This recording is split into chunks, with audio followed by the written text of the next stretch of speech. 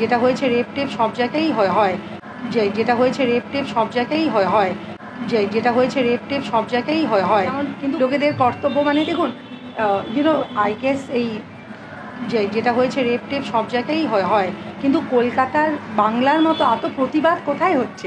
মানে এটা তো বাংলার আমাদের গর্ব যে বাংলায় এরকম একটা প্রতিবাদ সব মানুষেরা করছে, এটা একটা বিশাল ব্যাপার। তো এটা আমার মনে হয় এটা মানে যেইদিকে ব্যাপারটা খুব দুঃখিত সেই রকম সব শ্রেণীর মানুষ এসে প্রতিবাদ করছে।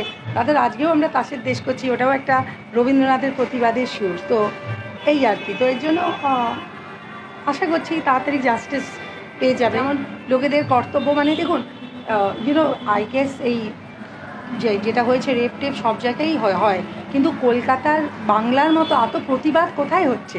মানে এটা তো বাংলার আমাদের গর্ব যে বাংলায় এরকম একটা প্রতিবাদ সব মানুষেরা করছে, এটা একটা বিশাল ব্যাপার।